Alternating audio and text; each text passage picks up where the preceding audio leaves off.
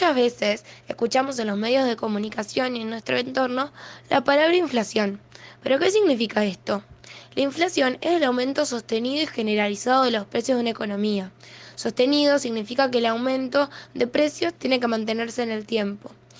Y generalizado, que tiene que involucrar a la mayoría de los precios de una economía. El origen de la inflación consiste en emitir moneda sin respaldo para financiar el déficit fiscal, es decir, monetización de este. De acuerdo al nivel de inflación, se la puede considerar como baja, moderada e hiper. Actualmente en Argentina podemos encontrar la inflación moderada, por lo cual existen diversos problemas.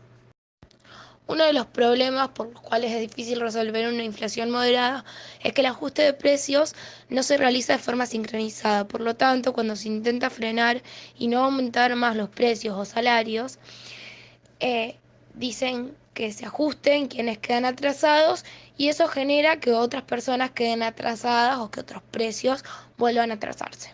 Las características que debe tener la economía argentina para resolver sus problemas de inflación son, en primer lugar, corregir las tarifas y en segundo, el tipo de cambio debe tener un nivel compatible a la economía. Tiene que adquirir un valor que le permita a las actividades que compitan con la importación o importadores, producir cantidad de bienes y servicios o dólares suficientes para que la economía funcione. La aceleración de la inflación en Argentina no se explica esta vez por la emisión de base monetaria, sino por la caída en la demanda de dinero. Existen tres motivos para explicarla. En el primero se encuentra el proceso recesivo de la economía. Un menor nivel de producción genera menos transacciones y por lo tanto menor necesidad de demandar pesos. Los otros dos restantes están asociados a la incertidumbre y en la economía. Mientras mayor sea esta, más altas son las expectativas de devaluación del tipo de cambio y más fuerte se vuelve la caída en la demanda de dinero. En los últimos meses, estas expectativas estuvieron creciendo y así afectando negativamente a la demanda de dinero y al control del proceso inflacionario. ¿Por qué no se puede derrotar la inflación en Argentina? En las últimas 7 décadas se dedicó a frenar la inflación, pero no a atacar su origen. Esto provocó los planes antiinflacionarios, Plan Austral, Plan Primavera y la convertibilidad. Todos fracasaron porque ninguno reconoce el origen del problema, que es la emisión de dinero para financiar el déficit fiscal. Desde la creación del Banco Central de la República Argentina, BCRA, Argentina aumentó el gasto público financiándolo emitiendo dinero. Así generó un aumento en la inflación. En los procesos democráticos, los programas antiinflacionarios fueron tres: fijar el valor del dólar, las tarifas y los demás precios en la economía. Esto último y sin acabar con la creación del dinero, provocó un aumento en la inflación y la creación de mercados en negro. Se recurrió al endeudamiento externo para frenar la monetización del déficit fiscal sin reducirlo. Esto tuvo éxito mientras duró el financiamiento externo. Cuando acaba, la inflación vuelve, similar a lo que sucede en el actual modelo económico. Algunas teorías criollas, por así decirlo, para evitar el problema y explicar por qué hay que tomar nuevas medidas son inflación importada, de costo de demanda estacional y estructural. Consideramos que el factor de crecimiento es esencial para reavivar la economía argentina, ya que con este podés bajar el ritmo inflacionario sin atrasar el tipo de cambio ni bajar el salario real. Esto genera que tengamos ganancia de productividad, lo cual significa que producís mayor cantidad de cosas con los mismos factores.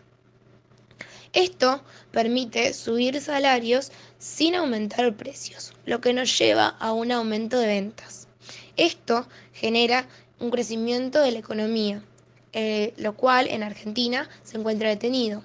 También creemos que hay una falta de exportaciones, lo cual un aumento sería el factor ideal de crecimiento y con ayuda de las inversiones.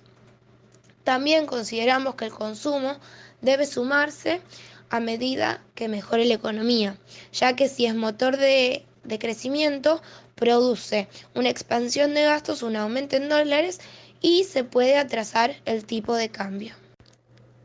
De todas formas, Argentina no es el único país con problemas económicos en el mundo. Otros países como Israel, Chile, Colombia, México y Brasil impusieron diferentes soluciones para bajar la inflación. Israel dispuso por ley la prohibición de emitir moneda, implementó medidas de shock que incluyeron acuerdos de topes salariales con trabajadores, recortes de gastos del gobierno para bajar el déficit y control de precios y no estar influidos por el dólar. Chile y Colombia, por su parte, le otorgaron total autonomía al Banco Central en el manejo de la política monetaria. Dieron prerrogativas específicas para intervenir el mercado de cambio. Fijaron metas en la inflación e hicieron hincapié en la necesidad de una convergencia gradual de la suba generalizada de precios. Chile también firmó acuerdos de libre comercio para que llegaran productos importados más baratos. Por un lado, en México, el gobierno se comprometió a mantener fijos los precios públicos con la condición de que las empresas no incrementaran sus precios.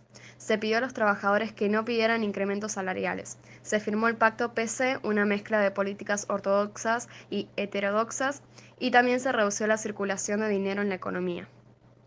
En Brasil, adoptó las metas de inflación e instrumenta la política monetaria de los países desarrollados. Adoptó la ley de responsabilidad fiscal y finanzas públicas municipales.